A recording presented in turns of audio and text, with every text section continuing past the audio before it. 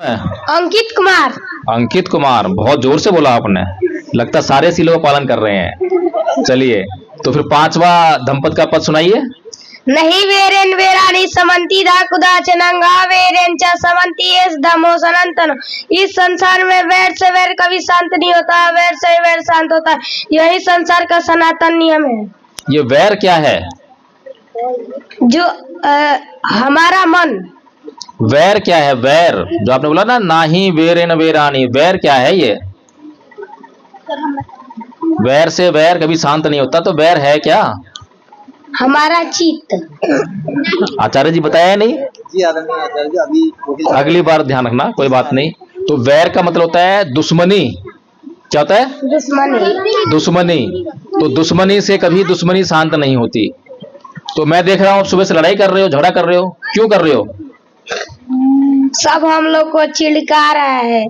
हाँ, तो आप इसलिए झगड़ा कर रहे हो सुबह से, मैं देख रहा हूँ, क्योंकि आपको पता ही नहीं, आपको गाथा तो याद हो गई है, लेकिन गाथा का मतलब नहीं मालूम है कि हमारे जीवन में इसको हम अप्लाई नहीं कर रहे तो क्या होगा। अभी आपको किसी ने चढ़ाया है ना, और आपने उसको मारा, तो वो क्या करेगा? हमको मारेगा।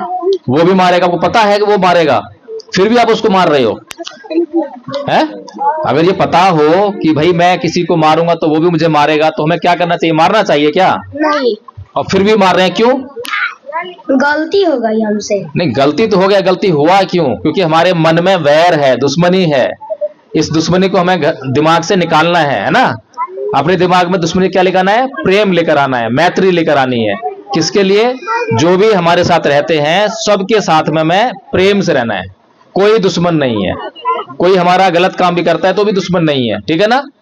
सबके साथ में मैत्री करनी है, ठीक है। तो अब जो है आप मुझे नमन सुनाइए। नमो तस् भगवतो अरहतो सम्मा सम्बुद्धस्स।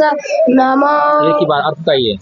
मैं उन सम्यक संबुद्ध को नमन करता हूँ जिन्होंने अपनी समस्त इंद्रियों पर पूर्णतः नियंत्रण स्थापित कर अपने चित्त कलेशों का अंत कर दिया और काम क्रोध लोभ मोह द्वेष ईर्ष्या राग इत्यादि को अपने चित्त से निकाल बाहर कर अपने चित्त को परिशुद्ध किया।